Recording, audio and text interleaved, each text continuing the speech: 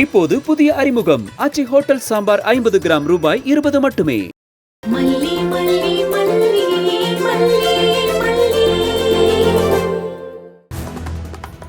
Patient Renuka ரொம்ப நாளாவே ஒரு மென்டல் இல்னஸ்ல இருக்காங்க. இதுக்கு முன்னாடி ரொம்ப குழந்தைத்தனமா நடந்திருப்பாங்க. அவங்க யாரு, அவங்க பேர் என்ன, அவங்கள சுத்தி இருக்கிறவங்க எல்லாம் யாருன்னு கூட தெரியாம இருந்திருப்பாங்க. இப்ப அவங்களோட பாதிப்பு கம்மியாயிருக்கு. ஆனாலும் கூட அவங்க அம்னீஷியாங்கிற நினைவிழப்பு நோயால பாதிக்கப்பட்டிருக்க வாய்ப்பு இருக்கு. இந்த சினிமால எல்லாம் சொல்லுவாங்களே பழசெல்லாம் மறந்துட்டாருன்னு, அந்த நோய் இருக்க வாய்ப்பு இருக்கு.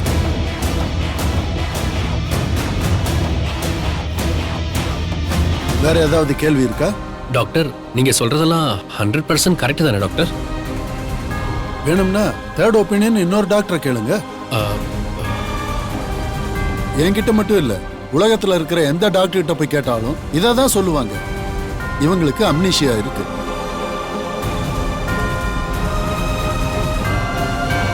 Thank you doctor. Okay okay doctor, thank you.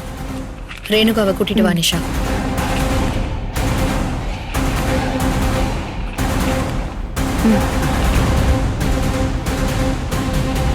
வாங்க, வா ரேணுகா. வாமா போலாம்.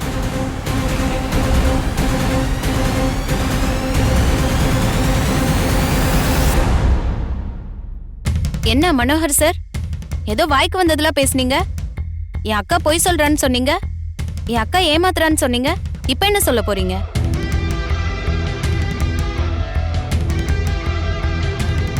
எங்க அப்பா இங்க இல்ல, இருந்திருந்தா செத்திருப்பீங்க. ஒன்னு புரிஞ்சுக்கோங்க, என் அப்பா கோடீஸ்வரர். என் அக்கா எங்க இருந்துட்டு வந்தாலும் அவ கோடீஸ்வரி தான். இந்த கல்யாண வாழ்க்கைக்காகலாம் கேவலமா நடிக்க வேண்டிய அவசியம் இல்ல. நீ எல்கேஜி படிக்கிற ஸ்கூல்ல நான் பிரின்சிபல் டி. என்கிட்ட இந்த விளையாட்டெல்லாம் வச்சுக்காதீங்க. வீட்டுக்கு வாடி, இன்னியோட உன் சாப்டர் க்ளோஸ் பண்ணி விட்டுடுறேன். நீ வாக்கா. போங்க, வரேன்.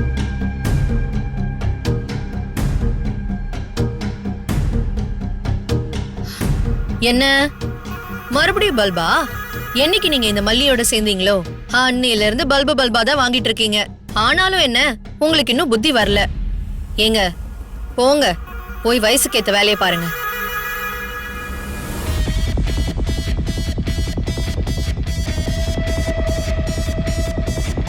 என்ன மல்லி நடக்குது? என்னால கொஞ்சம் கூட நம்பவே முடியல. தெளிவாதான் இருக்கான்னு எனக்கு 100% தெரியுது. அது உனக்கும் தெரியுது. ஆனா டாக்டர் மாத்தி டாக்டர் அவளுக்கு அம்னீஷியா இருக்குன்னு சொல்றாங்க. அதான் எனக்கு ஒண்ணும் புரியல. ஏதோ தப்பு நடக்குதுன்னு தெரியுது, ஆனா என்னன்னு மட்டும் தெரிய மாட்டேங்குது. இப்ப என்னென்ன பண்றது? மல்லி, பரமபதத்துல பெரிய பாம்பு கொத்தி கட்டத்துக்கு வெளியே வந்துருவோம் பாரு, அப்படிதான் நாம 2 பேரும் இப்ப நிக்கிறோம். அந்த ரேணுகா ரொம்ப சாமர்த்தியமா ஏதோ பண்ணி தப்பிச்சுக்கிட்டே இருக்கா. நாம பயந்து பின்வாங்கிடக்கூடாது. இன்னும் நமக்கு தெளிவான ஆதாரம் கிடைக்கிற வரைக்கும் கொஞ்சம் அடக்கி வாசிப்போம் மல்லி. அதனால எதுக்குமே உணர்ச்சி வசப்பட்டுறாத. அடுத்து என்ன செய்யறதுன்னு முடிவு பண்ற வரைக்கும் கொஞ்சம் அமைதியாவே இருப்போம். சரிண்ணே. இவ என்ன, இவளை தனியா வெத்தலை பாக்கு வச்சு அழைக்கணுமா? போய் அவளை கூட்டிட்டு வரியா?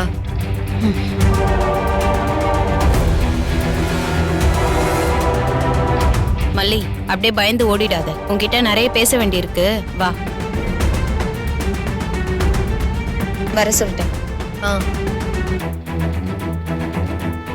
பெருசா ஏதோ பஞ்சாயத்து பண்ண போற மாதிரி தெரியுது. வா பாத்துக்கலாம். அண்ணே, எல்லாத்துக்கும் நானும் துணிஞ்சிட்டேன். இனி நான் பாத்துக்கிறேன். நீங்க வீட்டுக்கு போங்கண்ணே. உன்னை தனியா விட்டுட்டு எப்படிமா நான் மட்டும்?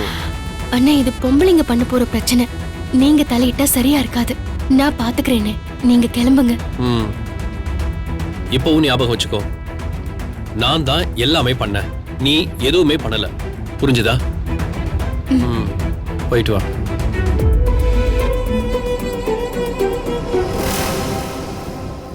மகாராணிய அப்படி வெத்தலை பாக்கு வச்சு அழைச்சாதான் வருவீங்களோ?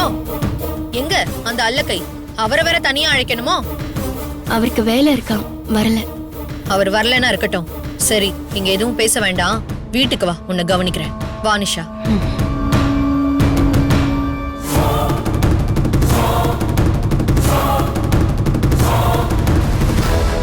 என்னடி இதெல்லாம் எப்படி நடந்துச்சுன்னு குழப்பமா இருக்கா?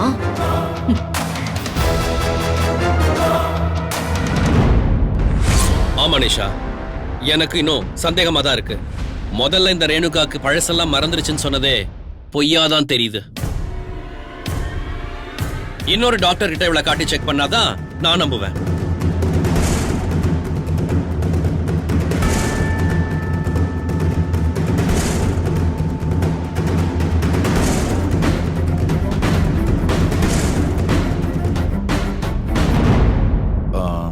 அப்புறம் அந்த போன் எடு. நம்ம சுடரக்கா தானே? ஆன் பண்ணு, போன் கொடு.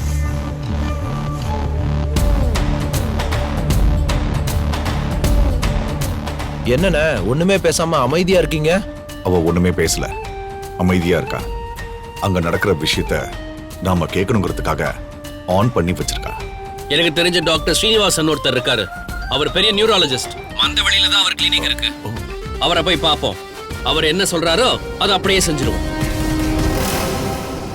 இவ்வளவுதானே உங்க பிரச்சனை? ஆமா, நாங்க ரெடியா இருக்கோம், போலாம்.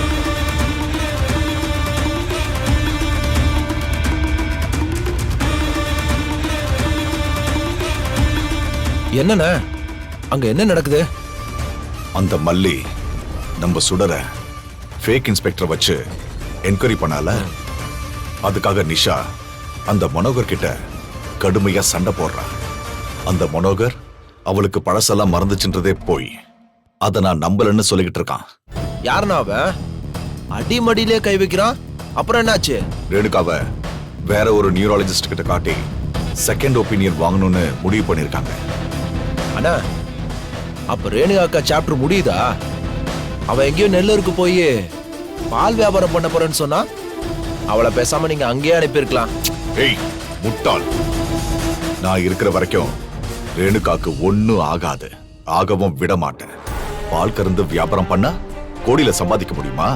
ஆனா அவ அங்கேயே இருந்தா இன்னும் கொஞ்ச நாள்ல கோடீஸ்வரி ஆயிடுவா. அதான் இன்னொரு நியூராலஜிஸ்ட் கிட்ட கூட்டிட்டு போறாங்களே, அங்க போனா நம்ம குட்டு வெளிப்பட்டுருமே. அப்புறம் எப்படி அவங்க அங்க இருக்க முடியும்? அதுக்குள்ள நாம ஏதாவது பண்ணணும். அதுக்காக தான் அவன் நம்மளுக்கு கால் பண்ணிருக்கா. இதுல நம்ம என்ன பண்ண முடியும்? எல்லா நியூராலஜிஸ்டையும் கடத்த முடியுமா? இல்லனா அவங்க குடும்பத்தை தான் கத்தி முனையில மிரட்ட முடியுமா? ஒவ்வொருத்தரையும் மிரட்டிட்டே இருந்தா நான் லோக்கல் ரவுடி ஆயிடுவேன். ஒரு டான் அப்படி பண்ண மாட்டான். நான் என்ன பண்றேன்னு பாரு.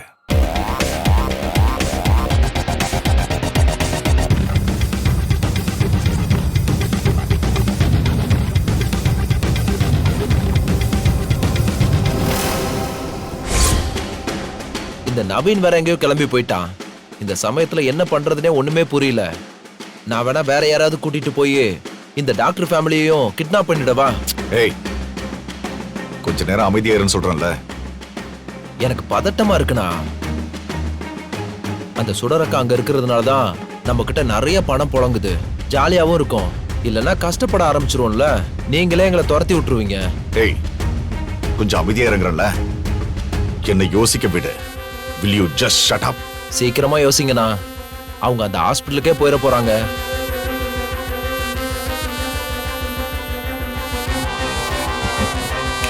செம ஐடியா. கத்தி இன்றி ரத்தமின்றி ஒரு பிளாக்மெயில். இப்ப நான் என்ன பண்றேன்னு பாரு. ஏய், உன் பாஸ் மகா புத்திசாலிடா.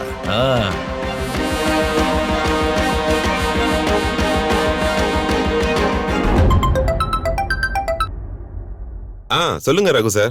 எல்லாம் நீங்க சொன்ன மாதிரி தான் போயிட்டு இருக்கு. நேத்து கூட அவங்க வந்தாங்க.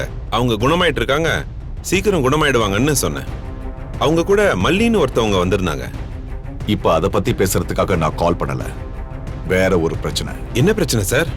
அந்த ரேணுகாவுக்கு செகண்ட் ஒப்பீனியன் வாங்குறதுக்காக மந்தவெளியில இருக்கிற ஸ்ரீனிவாசன்ங்கிற நியூராலஜிஸ்ட் கிட்ட கூட்டிட்டு போறாங்க. ஐயோ, அவர் பெரிய டாக்டர் ஆச்சே. அவர்கிட்ட செகண்ட் ஒப்பீனியன் வாங்கினா எல்லா விஷயத்தையும் புட்டு புட்டு வச்சிருவாரு. அவளுக்கு தலையில ஒரு பிரச்சனை இல்லைன்னு ஸ்கேன் ரிப்போர்ட்ல தெளிவா காமிச்சு கொடுத்துருமே. அதுக்கு தான் உங்களுக்கு கால் பண்ணிருக்கேன். நீங்க தான் இந்த விஷயத்துல ஹெல்ப் பண்ணணும் கண்ணன். இதுல நான் என்ன இப்ப ஹெல்ப் பண்ண முடியும்? எப்படியாவது அந்த டாக்டர் கிட்ட பேசி நீங்க கொடுத்த ரிப்போர்ட்டையே அவரையும் கொடுக்க சொல்லுங்க. ஐயோ, அதெல்லாம் முடியாது.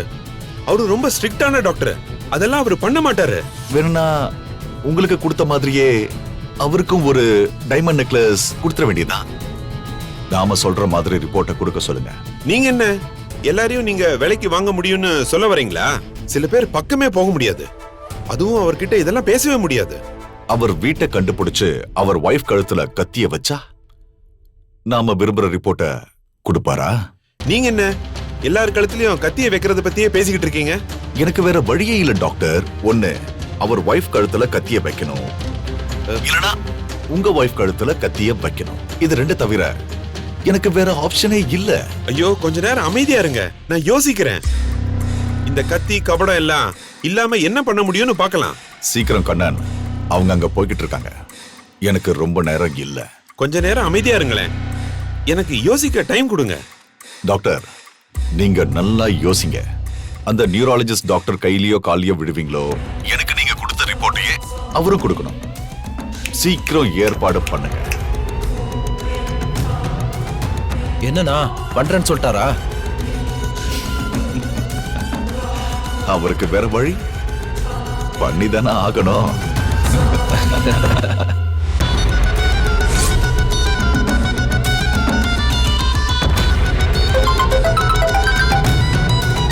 ஹலோ கமலக்கண்ணன், நீங்க சொன்ன பேஷண்ட் வந்துட்டு போயிட்டாங்க. அப்படியா டாக்டர்? Thank you doctor. மனசுக்கு கஷ்டமா இருக்கு கமலக்கண்ணன். எவ்வளவு பெரிய டாக்டர் நீங்க. அந்த பொண்ணு ரேணுகாவுக்கு ஒரு பிரச்சனையும் இல்ல, ரொம்ப நார்மலா இருக்கா. ஆனா அவளுக்கு டிமென்சியா பிரச்சனை இருந்ததாவும் இப்ப அம்னிஷியா இருக்கிறதாவும் பொய்யா ரிப்போர்ட்டை கொடுத்து என்னையும் அந்த பொய்ய சொல்ல வச்சிட்டீங்க.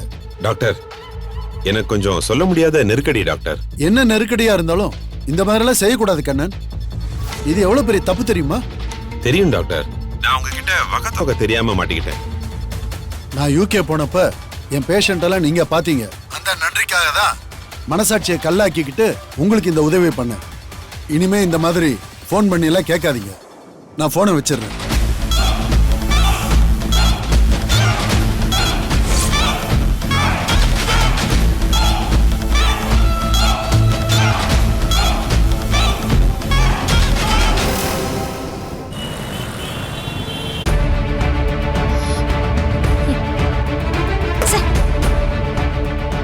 போதுமா மல்லி?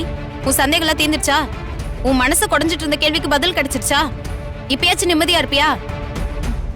நீ இனியாச்சும் சந்தேகப்பட்டு என் அக்காவை சித்திரவதை பண்ணாம இருப்பியா? நிஷா, நான் எங்க உங்க அக்காவை சித்திரவதை பண்ணு? ஏய், நீயும் மனோகரும் கூட்டு சேர்ந்து தானே இந்த வேலையெல்லாம் செஞ்சீங்க. பாவம், ஒரு மனநலம் சரியில்லாதவளை பிளான் பண்ணி கூட்டிட்டு போய் போலீஸ் வச்சு மிரட்டி இருக்கீங்க. அப்புறம் என்னமோ பெரிய யோகி மாதிரி இப்ப பேசிட்டு இருக்க. வார்த்தை அளந்து பேசு ராஜி. எனக்கும் இதுக்கும் சம்பந்தம் இல்லைன்னு மனோகர் அண்ணனே சொல்லிட்டாரு. மறுபடியும் என்ன இழுக்காத. அந்த மனோகர் சொல்லிட்டா உன்னை அப்படியே விட்டுற முடியுமா? மனோகரும் நீயும் கூட்டு. அதனால மனோகர் உன்னை காப்பாத்துறதுக்கு தான் இதெல்லாம் சொல்லியிருக்காரு. நீ என்ன வேணா சொல்லிக்கோ. உனக்கு பதில் சொல்லணும்னோ உன்னை பார்த்து பயப்படணும்னோ எனக்கு ஒரு அவசியமும் இல்ல. என்ன கேட்க உனக்கு எந்த ரைட்ஸும் இல்ல. சரி, ராஜி கேட்க ரைட்ஸ் இல்ல, எனக்கு ரைட்ஸ் இருக்குல்ல. உனக்கு என் அக்கா மேல பொறாம. அவ இங்க இருக்கிறதுல உனக்கு இஷ்டம் இல்ல, அதனால தானே அவளை துரத்தலான்னு பாக்குற. நிஷா, அப்படிதான் நீ முடிவு பண்ண முடியும்னா பண்ணிட்டு போ. ஒரே விஷயம்தான், நான் உன் அக்காவை விரட்டணும்னு நினைக்கல. இதுக்கு மேல நீ என்ன கேட்டாலும் என்கிட்ட பதில் இல்ல. உனக்கெல்லாம் பதில் சொல்லணும்னு எனக்கு அவசியம் இல்ல. என்ன திமிரா பேசுறா பத்தியா இவ? எல்லாம் விஜய் மாமா குடுக்கற இடம். விஜய் மாமா வரட்டும், உன்னை என்ன பண்றேன்னு பாரு. ஐயோ நிறுத்துங்க. எனக்கு ஒரு விஷயம் புரியல. யார் இந்த மல்லி? இவ நம்ம வீட்ல வேலைக்கு வந்தவன் தானே சொன்னீங்க? பெண்பாவ பாத்துக்க வந்தவன் தானே சொன்னீங்க? இவ இவ்வளவு தூரம் உங்களை தூக்கி எறிஞ்சு பேசுவாளா? எனக்கு புரியல. உண்மையிலேயே இந்த மல்லி யாரு?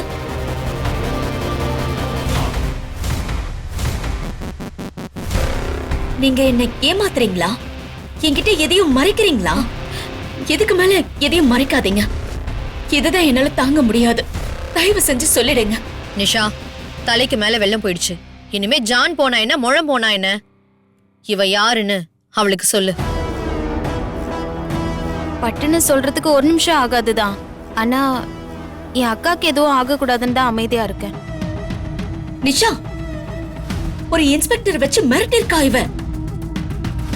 அதுல ஒண்ணு ஆகாத என் மனசு இவ யாருன்னு தெரியறதுல எனக்கு ஏதாச்சும் ஆயிட போதா?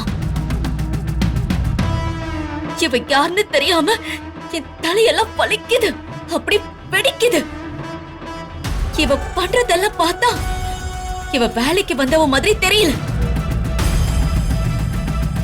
தயவு செஞ்சு சொல்லுங்க, இந்த வீட்டுக்கும் இவளுக்கும் என்ன உறவு? விஜய்க்கு தூரத்து சொந்தமா இல்ல விஜய் கூட சேர்ந்து வேலை பாக்குறவளா? யாரு ராஜீவ? சொல்லுங்க. என்ன யாருன்னு உனக்கு தெரியாது? தெரியாதா? நிஜமா நான் யாருன்னு உனக்கு தெரியல? தெரியல தெரியல தெரியல. யார் நீ? நான் விஜயோட பொண்டாட்டி.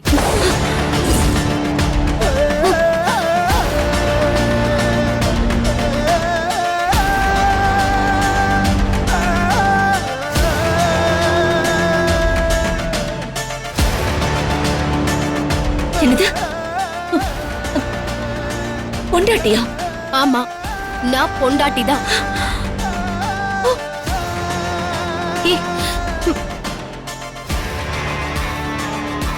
நிஷா, இவ என்ன சொல்றா? ராஜி, என்ன சொல்லிக்கிட்டு இருக்கா இவ? இவ ஏதோ ஏன் விஜய்க்கு பொண்டாட்டின்னு சொல்றா? இவ சொல்றது உண்மையா? இவ பொண்டாட்டினா அப்போ நான் யாரு? நீதான் விஜயோட முதல் பொண்டாட்டி.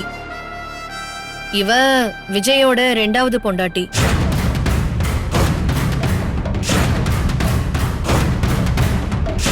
இது தாங்குற சத்திய கடவுள் உனக்கு கொடுக்கணும்னு வேண்டிக்கிறேன்.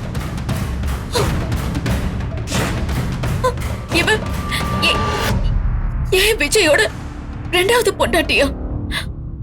என் விஜய் 2வது கல்யாணம் பண்ணிக்கிட்டாரா? அவர் வாழ்க்கையில நான் மட்டும் இல்லையா? இன்னொருத்தர் இருக்காளா? நிஷா, இதையே யாருமே என்கிட்ட சொல்லல. அக்கா அக்கா, இதுக்கு தான்க்கா உன்கிட்ட சொல்லல. உனக்கு ஏதாவது ஆயிடுமோன்னு பயந்துதான்க்கா சொல்லல. நீ இத்தனை வருஷம் கழிச்சு இப்பதான் எங்களுக்கு கிடைச்சிருக்க. உனக்கு எதுவும் ஆயிடுமோன்னு பயந்துதான்க்கா சொல்லல. ஏன் நிஷா, என்ன தேடி யாரும் கண்டுபிடிச்சிருக்கவே வேண்டாமே. எங்கேயோ ஆள் பேர் தெரியாத இடத்துலயே உயிரை விட்டு மண்ணோட மண்ணா போயிருப்பேனே.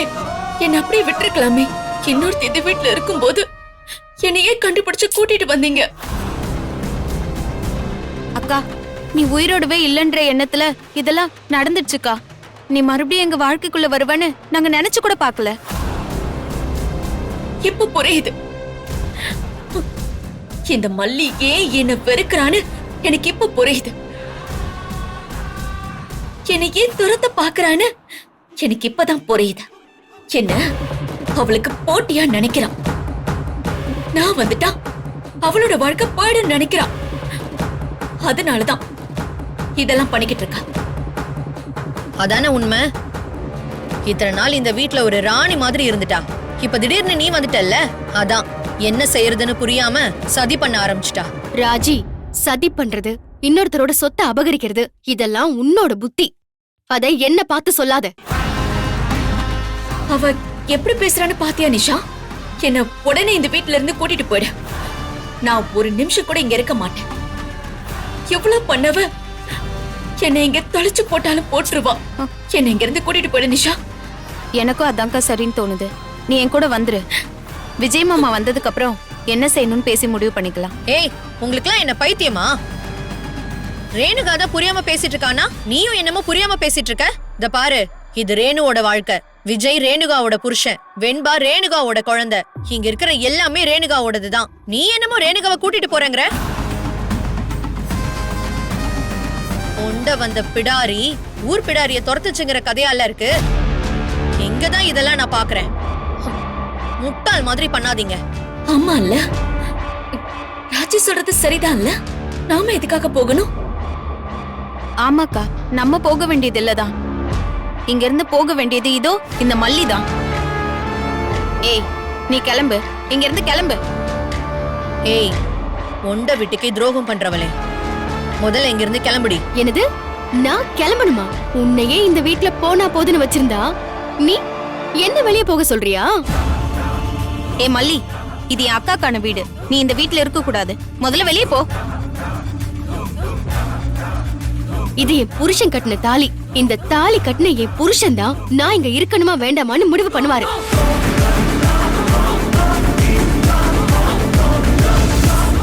இந்த வீடியோ உங்களுக்கு பிடிச்சிருந்தா லைக் பண்ணுங்க, ஷேர் பண்ணுங்க, காமெண்ட் பண்ணுங்க. மறக்காம சரிகமா டிவி ஷோஸ் தமிழுக்கு சப்ஸ்கிரைப் பண்ணுங்க.